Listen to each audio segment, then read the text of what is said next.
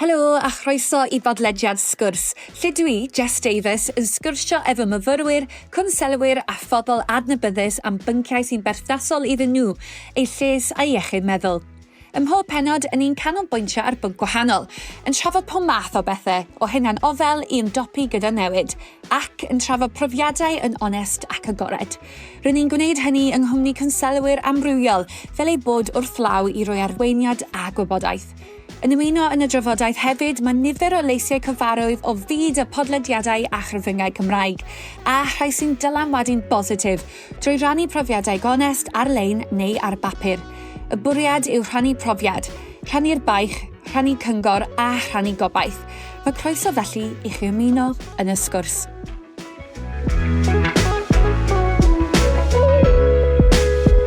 Yn y bennod hon, yn ni siarad am hunanofal a burnout.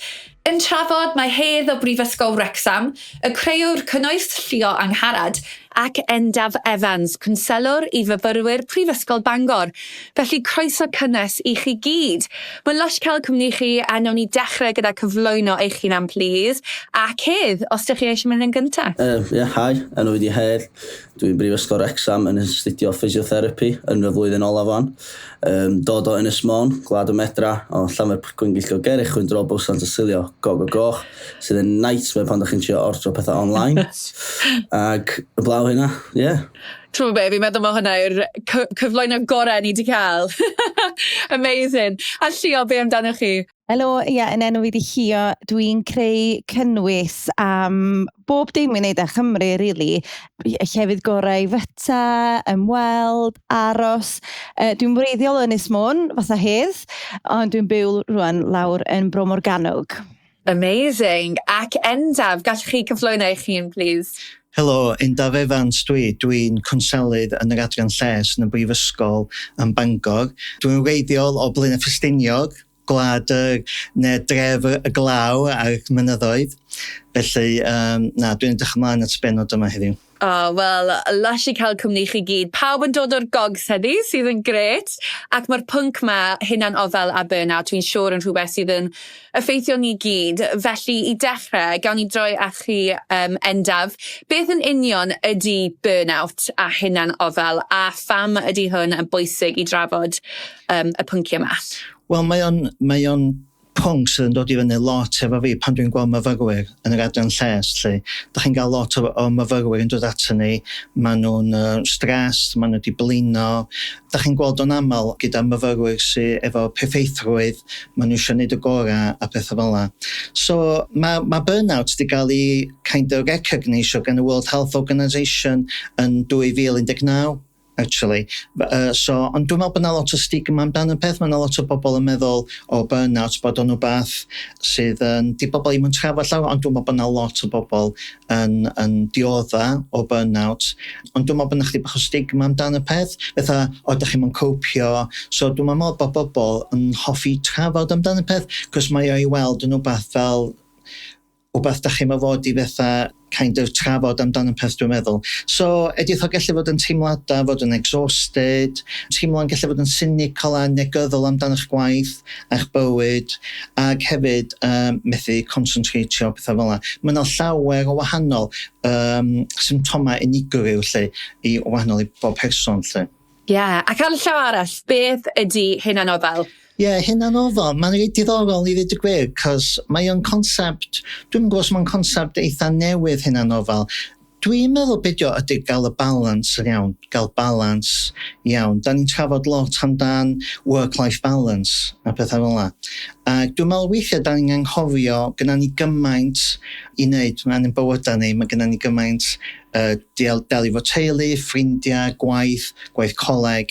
Ac weithiau mae'r balans yna yn da ni'n neud gormod weithiau. A dwi'n meddwl hefyd mae'n bwysig I ni sylweddoli, mae'n bwysig gael y balans, cos os mae gwaith yn dechrau dirywio neu mae stres yn codi, mae'n bywydau bobl, dwi'n meddwl bod hynna'n gallu gael effaith. So mae hynna'n ofal yn rhan pwysig iawn a dwi'n trafod lot efo myfyrwyr yn brifysgol. Dwi'n siŵr mae hwnna'n rhywbeth mae lot o myfyrwyr yn profi, achos mae fe yn newid hollol gwahanol i mynd i brifysgol neu i mynd i coleg, a wedyn trio cael y balans na rhwng gwaith a mynd mas gyda ffrindiau, a byw ar ben dy hunan a pob dim fel na. Felly Hedd, beth ydy profiad chi gyda burnout?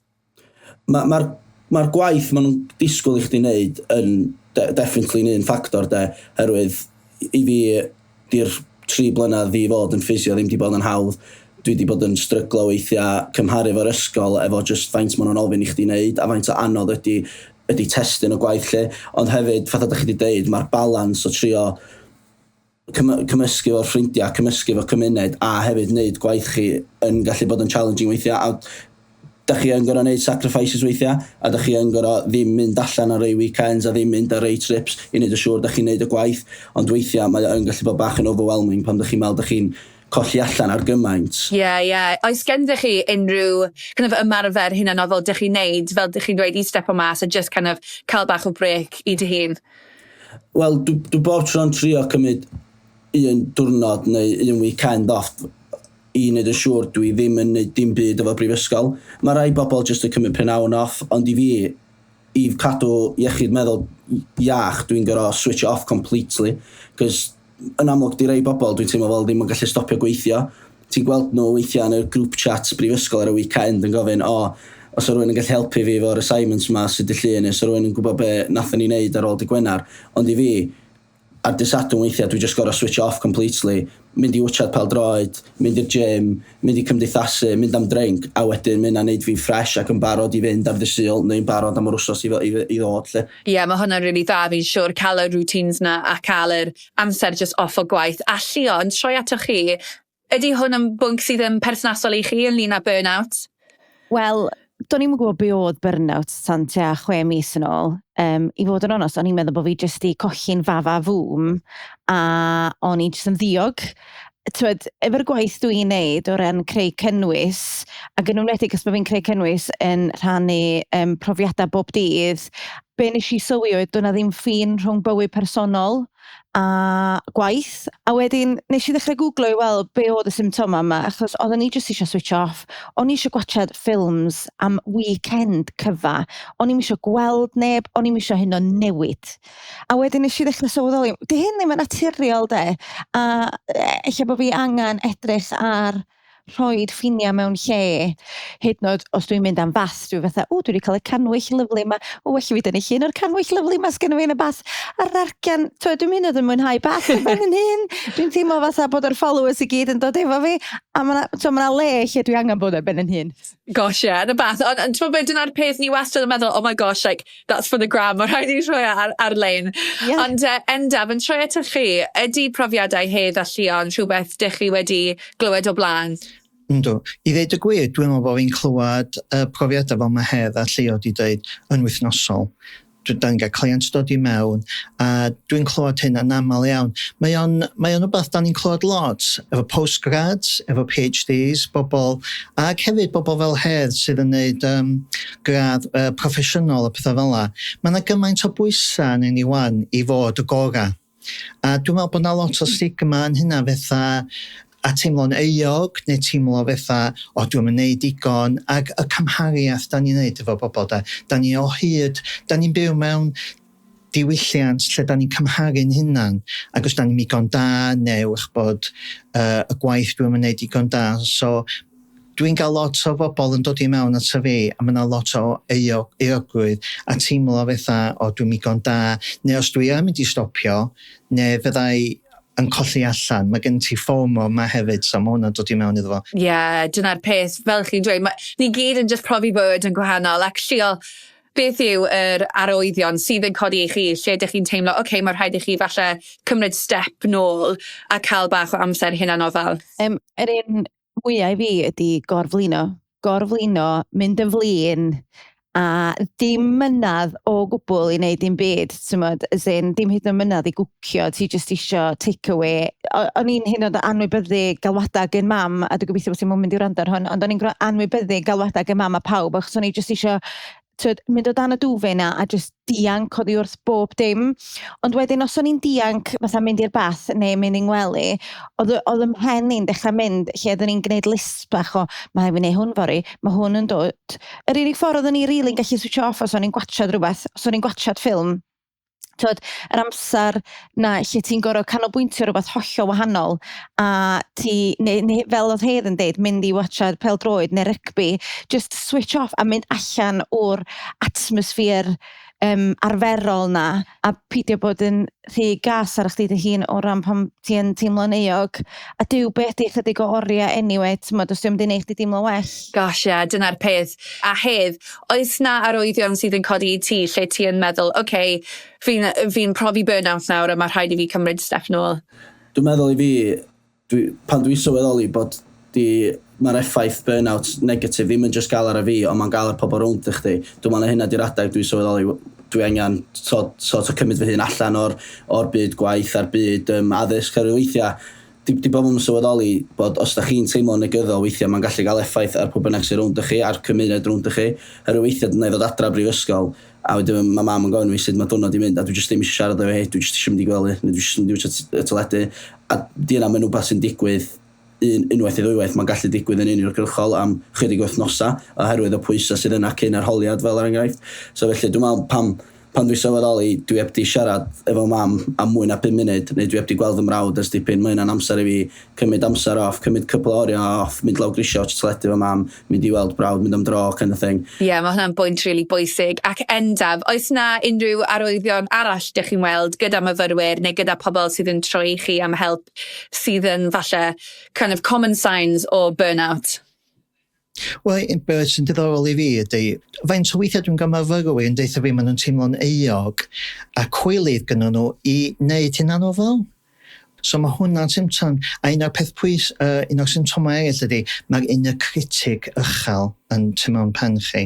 Mae o'n dweud, ti'n ddigon da, neu mae gen ti lot o waith i wneud, gen ti ddim amser i cymryd amser hunanofal i chdi dy hun. So mae'r inner critic ma, a mae'n bwysig cymryd step yn ôl. Dyna'r peth. Ac pa fath o cyngor Endaf bydd chi'n rhoi i rhywun sydd falle'n teimlo'n sicr o cael amser mas achos maen nhw'n teimlo'r teimlad euog na o y burnout? Wel, dwi'n trio gael nhw i drafod a weld lle mae'r teimlad yr euog yma a teimlo'r y shame ma'n dod ar rili, cos dwi'n meddwl bod hynna'n gallu stopio rhywun cymryd yr amser i ffwrdd lle i gael hunanofal lle, mae hwnna'n bwysig ofnadwy. Dwi'n meddwl, dwi'n gael bobl i adlewyrchu rili ar eu bywydau nhw i gyd yn gyfan gwbl a gweld, a faint mor bwysig ydi o, i roi pethau mewn yn i'r dyddiadur i planio i gael beth i ddechrau ymlaen at. A gofyn ydi o, mae hyn i gyd yn dod o iawn ofyn, os mae bobl yn mynd i sbio na fi, sut dwi'n mynd i gael yn weld gyn bobl, mae'n lot o ofnau yn dod o hyn i gyd. So dwi'n just gael bobl i siarad, a mae siarad, mae'n gallu bod yn siarad efo ffrind gorau, siarad efo rhiant, neu rhywun, neu siarad efo rhywun fel fi, rhywun da chi'n nabod o gwbl, therapydd, yn mor bwysig i jyst gael ei gyd allan lle, a bod ni'n teimlo bod ni'n gael yn judgio, dwi'n meddwl bod hynna'n rili bwysig, bod ni'n gael ein barnu oherwydd bod ni'n teimlo fel hyn, mae hynna'n rili bwysig, cos da ni'n gwybod yn hynna'n, faint o weithiau da ni'n hunan barnu ein hunan. Llio, ydy hwnna'n rhywbeth dych chi'n profi, y hunan barnu dy hun a teimlo'n euog weithiau pam chi ddim yn teimlo'n positif? Yn aml iawn, dwi'n teimlo'n euog. Dwi'n teimlo'n euog pam dwi'n gwybod bod fi eich di stryglo cyn deadline. Mae hwnna'n un peth a dwi'n siŵr eich bod hwn yr fath i chdi Hedd yn y gwaith dwi'n neud. Mae gen i fi deadlines lle dwi'n gorfod creu cynnwys erbyn dyddiau penodol a dwi jyst yn meddwl, oh my god, dwi'n cael 2-3 diwrnod rili gwael yn fan hyn. A sut ydw i rwan yn mynd i greu cynnwys a cael yr wmffra i neud o a neud o y gorau dwi'n gallu. Ac oedd Endaf yn sôn amdan fatha perfectionist a barnu'ch gwaith a stwff, a mae hwnna'n rhywbeth lle dwi dal i drio gweithio drwedd, achos dwi'n edrych ar bob eiliad i bob munud, a mae rheoli bywyd, mae'n cymryd gymaint amser, lle ti jyst eisiau gwneud bob dim yn berffaith, achos ti'n meddwl, eich os oes ar 10 eiliad ola o'r fideo yna di bod chydig bach o wahanol, ella sa ni di cael mwy o bobl yn edrych ar y fideo gan y blaen. So, ti'n barnu dy hun lot yn y gwaith yma hefyd. Ac hefyd, fel Jess nes di sôn am, da ni'n neud bob dim fel content creators, da ni'n neud bob dim, da ni'n one-man band, so da ni'n hitio'r drym, chwthu'r harmonica ac yn tynnu llun ar yr un pryd, right? So mae yna lot o skills yn mynd mewn i hwnna, mae lot o amser yn mynd mewn iddo fo, so mae hwnna'n yn bresar yn ei hun. So mae cael y balans na weithiau o ddeud na, a dysgu sydd i ddeud na. Hwna di'r bit dwi'n ffendio'n anodd, ydy just deud na, dwi'n rhaid amser i fi fy hun. Os ti'n gallu neud hynna, ti'n neud y dda, dwi'n meddwl. Gosh, bendant, fi wastad. Dyna'r peth, ni'n people pleasers, right? Ni eisiau dweud ie pob dim, ond actually, dyna ffordd o hunanofal, just yn dweud na. Ac hedd, yn yr deadlines ma, maen nhw yn peth masif o bod yn prifysgol. Ydych chi'n teimlo falle y rise yn y teimlad o burnout na rownd y deadlines? Ynddo, dwi'n teimlo fod mae deadlines yn gallu bod yn rhywbeth ofnadwy a beryglus i rei pobl. Dwi'n teimlo fod yn enwedig ar cwrs fi, mae rhai pobl yn teimlo fod unwaith maen nhw'n gael yr assignments, maen nhw'n gweithio i hynna'n i'r llawr tan y deadline, a wedyn ar ôl y deadline maen nhw'n gael massive blowouts. Ond i fi, dwi'n teimlo fel mae hynna'n rhywbeth iach i fi, dwi'n teimlo fod mae'n well just gweithio, cymryd breaks a gweithio, oherwydd dwi'n teimlo fod yn personol weithio, mae'n 10 o gloch a dwi'n teimlo'n euog os dwi ddim yn gorffan y pennod, ond weithio dwi just yn trio stepio nôl a trio meddwl i fy hun, os dwi'n gweithio am 2 awr arall, ydy o really mynd i fod yn besoddol, neu sa'n well, switch off, mynd i ddarllen llyfr, mynd i wytio bach teledu, deffro'n fresh yn fuan yn y bora, a wedyn cario ymlaen i weithio, a dwi'n teimlo fod di rhai bobl ma'n gallu neud hynna oherwydd o'r pwysau da ni'n gael gan rhai brifysgol ac y pwysau i orffan y waith. Dyna'r peth o'n i'n mynd i gofyn, ydych chi'n teimlo'r pwysau yna i kind of ysgoi hunanofal, i kind of neud i gyd o gwaith, a dyna'r peth gyda deadlines os ydych chi yn prifysgol, coleg neu yn gwaith, creu cynnwys o pob dim fel na, kind of the priorities, I guess, a beth mae hwnna'n edrych fel. So, Endaf, beth ydy profiadau pobl chi wedi weld yn luna treu'n sortio mas y priorities yna o cael y balans o hunanofal a delio gyda burnout? Wel, dwi'n meddwl, y peth cyntaf dwi'n trio gael y person, y client o flaen ni ydy self-compassion, yr hunanofal, i sylweddoli yr impact mae hyn yn gael ar ei bywydau nhw, lle. Mae'n digon hawdd weithiau, da ni'n deud wrth hyn o dwi am wneud hyn, dwi am wneud journal, dwi am watchad wneud hyn, a dwi am mynd i'r gym, a dwi am wneud pethau. Ond weithiau, gyda ni gymaint o ofnau weithiau, gyda ni'n amser i wneud hynna, haid i fi weithio, haid i fi wneud yn mwy. So dwi'n meddwl, un o'r peth pwysig lle dwi'n cychwyn ydy gael y person i ddweud, reit, cymwch step yn ôl wan. Ac anadlu, a dwi'n gwybod bod o'n beth mor hawdd i ddeud, gwrs, chi'n gwybod, da ni gyd yn siarad am mindfulness a bod peth, ond cymryd anadol a reit. Cos weithiau, da ni anghofio sut i wneud hynna, a di jyst yn gael meddwl, beth yw'r perspective, beth yw'r balance, a dwi'n meddwl bod hynna, ac hefyd gael ni feddwl sut da ni'n gallu ymatab i'r inner critic mawr, y llais creulod mae weithiau. Ac hefyd, da chi'n gwybod beth yma burnout hefyd, mae ychydig bach fel fod yn, dwi'n gwybod bod hwn yn metafor hyfel, ond llyffant mewn sosban sydd yn bywyd. Da chi'n sylweddoli weithio bod o'n digwydd i chi.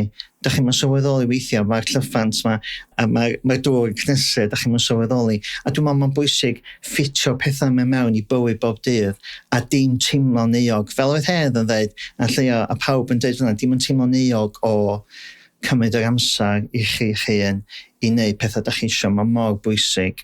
Neu, fel o'n i'n deud chi, problemau gwaith sy'n di ddod os da chi'n wneud lle i hyn, dwi'n meddwl. Yn bendant. A Hedd, oedd ti'n sôn o blaen, cyn mynd i prifysgol, oedd chi'n person really kind of eitha calm, dyn yn poeni am unrhyw beth. Felly nawr, chi yn prifysgol, chi'n astudio, mae lot o pwysau, stress gyda gwaith chi. Ydych chi'n weld hunanofal fel rhywbeth sydd yn hanfodol, neu falle rhywbeth sydd yn kind of a luxury and like bit of a back burner? Ti'n meddwl beth yn meddwl? Mae yna rei adegau lle mae yn dod fel bach o luxury, lle os ti'n gael weekend off, ti'n teimlo'n lwcus.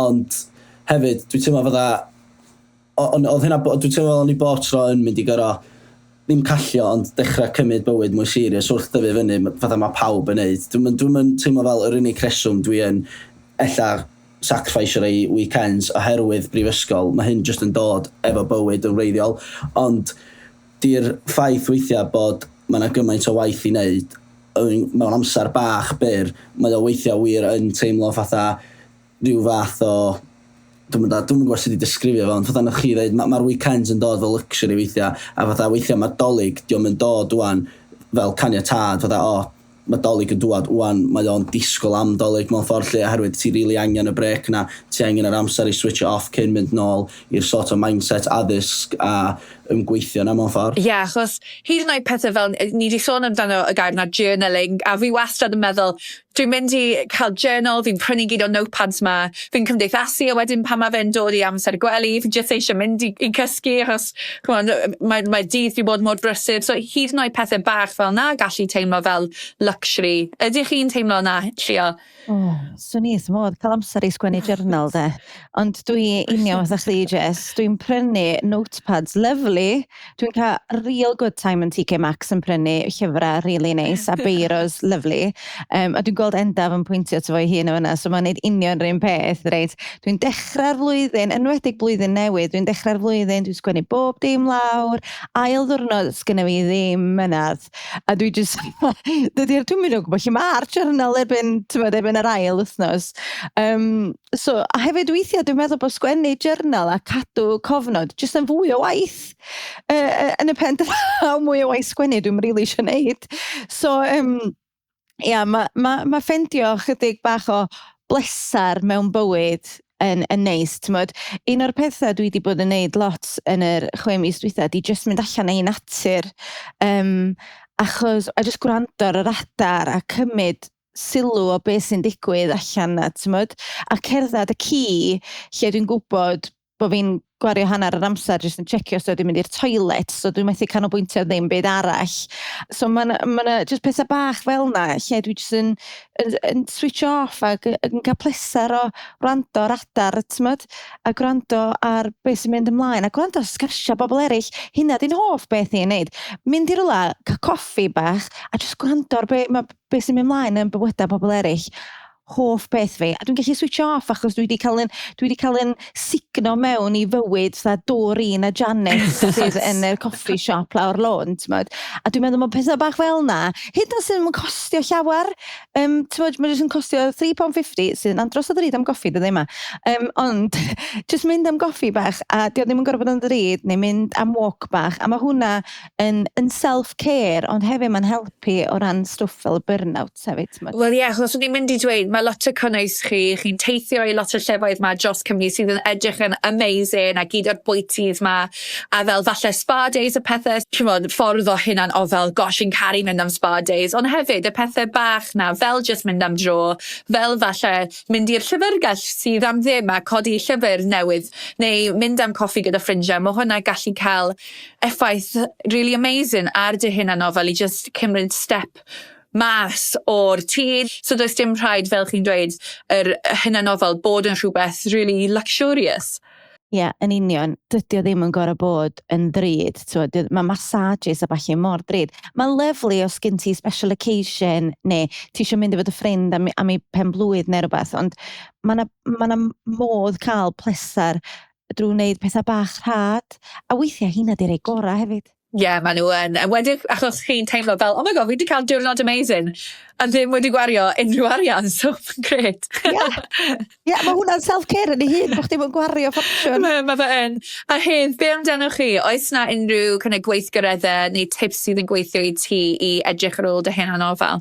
Wel, dwi'n meddwl mae Llio wedi hitio'r hoelen ar y ben yma. Dwi'n meddwl mae o'n bwysig gael rhyw fath o hobi neu gael beth da chi'n hoffi wneud a defnyddio hwnna fel rhyw fath o fatha adjunct mewn ffordd lle i gymryd amser off ac i ddim meddwl amdan y byd gwaith, a wedyn fatha pan dwi ddim yn yr addysg neu ar lleoliad, dwi'n hoffi mynd allan, mynd i gwylio pêl-droed a cymdeithasu fatha pawb arall, ond dwi'n meddwl hefyd mae'n bwysig cymryd yr amser off pan da chi mewn byd gwaith hefyd yn ganol y dydd neu pan da chi yn y brifysgol, so dwi'n meddwl mae'n bwysig ffeindio hobi sydd yn suitable i chi a beth sy'n gweithio fo chi, sydd yn sort of cymryd chi allan o'r straen ac allan o'r burnout effect a cymryd just amser i meddwl am iechyd meddwl eich hun ac hynna'n gofal eich hun. Ie, mae hwnna yn hynod o bwysig a ti'n be, fi'n siŵr mae lot o pobl wedi profi na achos o'n i yn arfer gweithio mewn swyddfa a o'n i'n caru y pobl o'n i'n gweithio efo ond amser cinio mae rhaid i fi dweud o'n i yn just mynd mas i car a just eistedd ar ben fy hunan.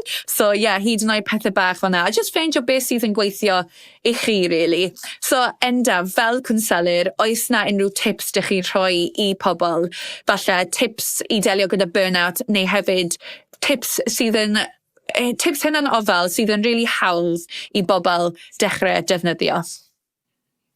Wel, dwi'n meddwl be mae Hedd a Llio di awgrymu di trafod yn barod. Dwi'n licio'r syniad yma o fod yn allan mewn natur, mynd am dro, mae hynna'n rili bwysig, ac mynd allan, da chi gyd, beth oedd Hedd o'ch di'n siarad amdan, cael cyfle chdi dy hun yn ystod y diwrnod lle i fynd allan. Mae rei bobl yn defnyddio fod yn creadigol, mae hwnna'n rhywbeth o rili pwysig i rei bobl, ond creadigol un byd i wneud efo'i gwaith nhw da. A mae hynna, Llio, o'n i'n meddwl dan chi, mae dy waith di'n swnio rili yn creadigol dros ben, ond wneud rhywbeth hollol wahanol lle. A dwi'n meddwl hefyd mae'n bwysig os da chi yn y brifysgol neu mewn coleg neu beth, mae yna adran lles, mae yna cwnselydd yn student support. So, swn i ddweud, os da chi mewn myfyriwr mewn brifysgol neu mewn colega, dowch chi ddod i weld a trafod, peidiwch â fod ofn, cos dwi'n meddwl mae rei bobl meddwl, eto mae yna stigma, diolch yn broblem diolch yn broblem mawr, edrych copio, edrych delio fo, ymdopio fo peth, ond actually, dowch at ni i drafod, dyna pam da ni yma lle, so dwi'n meddwl, os da chi yn y colega brifysgol dod at ni lle i gael sgwrs. Yn bendant, i ffeindio rhywun i just cael bach o chat gyda os ydych chi'n teimlo fel mae popeth yn teimlo bach yn dwfn. Ac Llio, oes na unrhyw heriau ydych chi'n wynebu ynglyn â trio ffeindio yr amser i cael bach o hunanofal? Ni wastad, unrhyw beth, os ni'n ordio taxi, bwyd, os ni'n siarad dy ffrindiau, mae pob dim nawr ar-lein. So beth yw'r heriau i chi fel creu'r cynnes? Mae'n bach. Dwi'n byw ar yn ffôn. Mae o'n... Diolch yn iach o gwbl, tymod. A mae mhartner yn gwneud yr un peth hefyd, so mae'n neud o waith. Achos da ni jyst ar yn ffôn drwy'r adeg. A hyd yn oed os da ni ddim yn ordro takeaway neu yn creu'r cynnwys ar yn ffôns neu'n editio, da ni'n edrych ar gynnwys bobl eraill ac yn dysgu gynnyn nhw. Tymod, neu weithiau'n barnu'n hunan maen nhw wedi gwneud cynnwys really neis, dyle bod ni wedi ffilmio fo fel hyn ac yn y blaen. A wedyn da ni'n cael ffrau, wedyn da ni'n mynd i'r rooms ar wahan ac yn y blaen. Ond ta waith, dwi'n meddwl bod fi angen sgwrs o rhywun arall am hynny.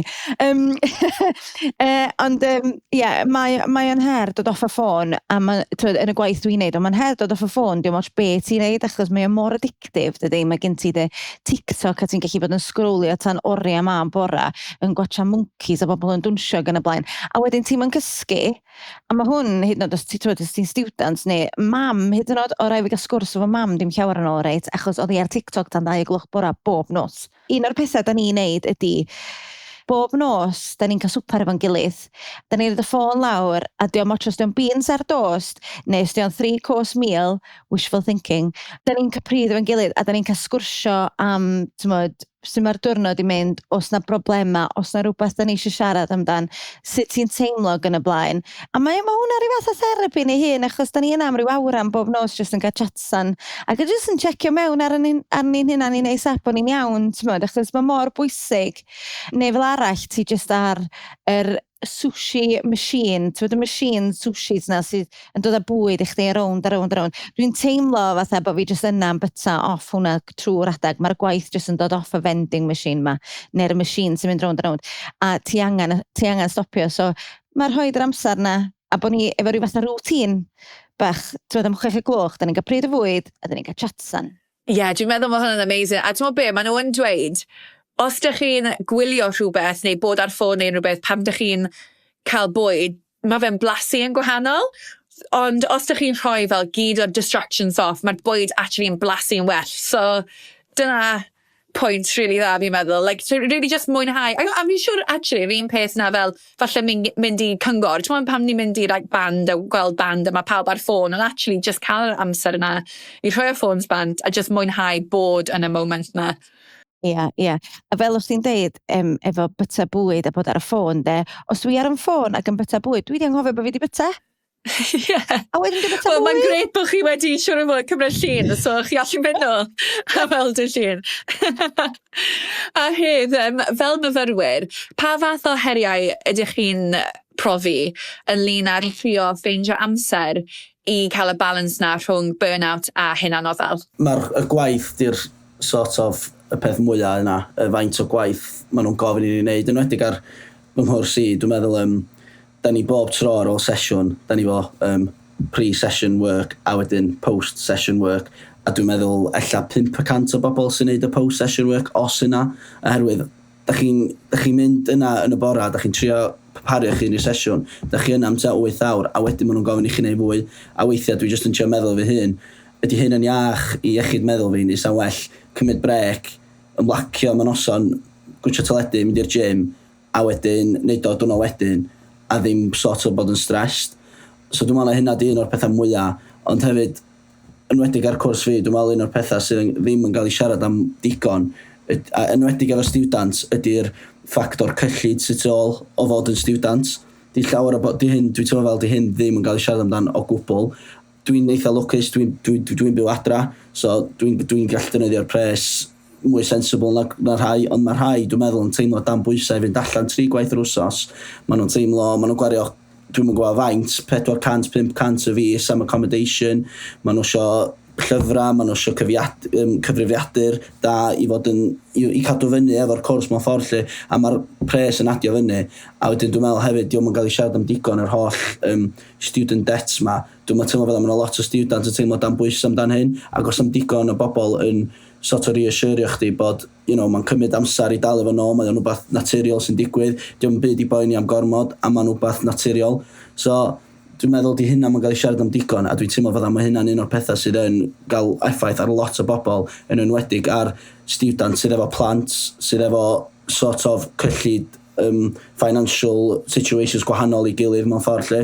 So dwi'n teimlo fod dwi'n eitha lwcus fel hogyn ifanc sy'n byw adra, ond dwi'n gwybod mae rhai bobl wir yn poeni, a dwi'n meddwl mae yna ddigon o sylw amdan sydd wedi siarad amdan hyn efo pobl. Diolch am codi hwnna, achos mae hwnna'n pwynt really bwysig. Ac yn wedyn pam ni'n edrych at burnout, mae lot o myfyrwyr rhaid cael swydd hefyd i kind of cael y arian na. O'n i'n gweithio pryd o'n i yn prifysgol hefyd. So mae hwnna just yn kind of adds to gyd o'r pwysau yma, dyn ni gyd yn teimlo.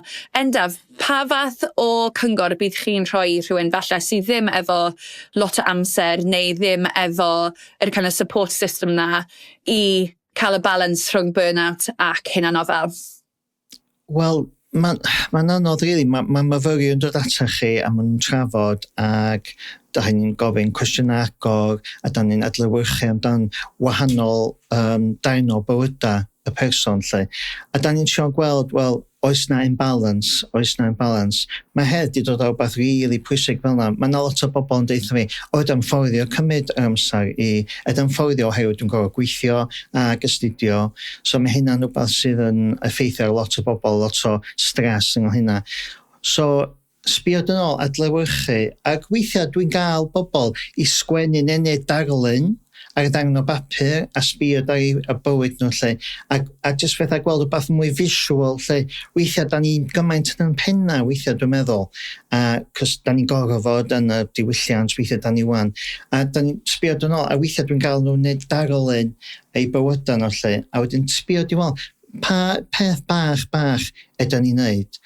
A mae Llio siarad yn ban rŵtín a creu structure mewn bywyd. Mae hwnna'n gallu bod yn rili bwysig.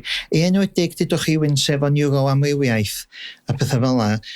Mae hynna'n gallu bod yn rhywbeth rili pwysig hefyd. So, gael y cyfle i adlewyrchu a gael y deep breath, cymryd anadl cryf a gael y cyfle jyst i sbio a reid be fydra i wneud lle. Wel, mae fe wedi bod yn chat really diddorol. Dwi eisiau gofyn pawb, Llio, dechrau gyda chi, oes na unrhyw falle tip sydd yn really gweithio i chi i trio ysgoi burnout? Dim i ddimlo'n euog a i wneud beth sy'n siwtio chi. Achos mae gennych chi ddwrnod arall i fynd. Just gwnewch beth sy'n siwtio chi heddiw. Achos fe fory'n wahanol. Yn bendant. Hedd, yn troi ato chi, oes yna tips bych chi'n rhoi i rhywun i trio delio gyda burnout? Dwi'n meddwl, fatha da ni wedi siarad am lot, yr cymharu ydy un o'r pethau mwyaf sy'n cael effaith ar fi fel student ydy.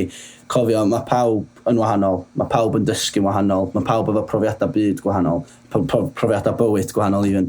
Felly, mae'n bwysig i ffeindio allan beth sy'n gweithio i chi yn personol a wneud yn siŵr da chi ddim yn teimlo'n euog fatha mae Llio wedi dweud os da chi yn switch off ac os da chi'n cymryd weekend off herwydd ar diwedd y dydd mae o'n hynod o bwysig fynd i brifysgol a mynd i gael gradd ond yn pwysicrwydd mae'n bwysig fod yn hapus a gael iechyd meddwl iach yn gadael y brifysgol na gadael efo gradd.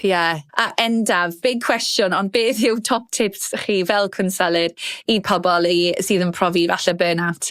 Mae'n diddorol, mae'r gair euog, mae'n dod i fyny lot yn dydy, da ni'n aml yn teimlo'n euog. So jyst fod yn hunan gariadus tuag at yn hunan. A un o tip gorau ydy creu pethau i edrych ymlaen at. Dwi'n meddwl bod hwnna'n rili bwysig weithiau, da ni'n anghofio, ond rei pethau yn y dyddiadur, neu ffonio ffrind a dweud, gyn ti awyn mynd i Lerpol, neu gyn ti awyn mynd i rola, neu gyn ti awyn mynd am dro yw'r, neu jyst mynd am panad bach, a jyst rhoi pethau yn y dyddiadur, mae mor bwysig dwi'n meddwl mae'n bywyd i gael beth i edrych ymlaen at. Ac wrth di'n just paned efo ffrind, neu mynd ar holiday rola blwyddyn nesaf neu beth.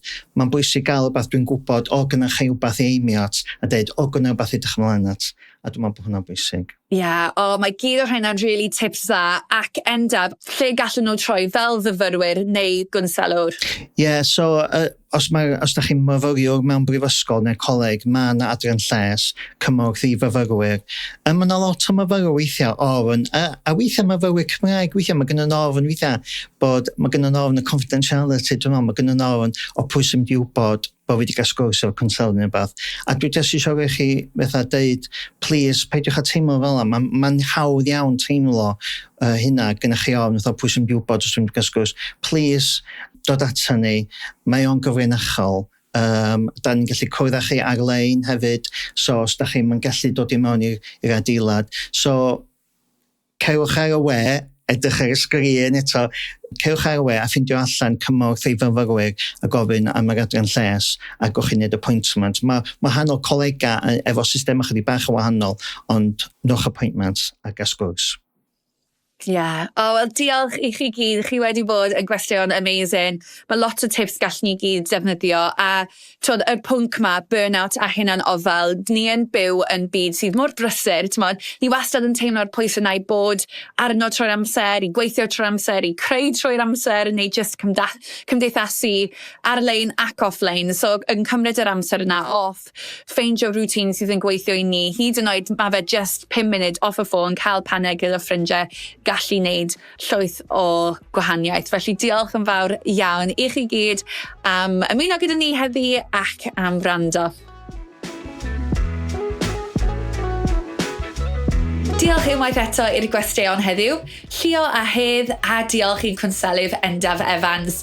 Cofiwch chi fynd at wefan myf.cymru am bob math o wybodaeth am iechyd a lles myfyrwyr. Just Davies ydw i ac mae'r podlediad yma yn gynhyrchiad gan Bengo Media ar ran Mhrifysgol Bangor, Prifysgol Aberystwyth a Phrifysgol Cymru y Drindod Dewi Sant. Ariennir sgwrs gan y Comisiwn Addysg Drydyddol ac Ymchwil.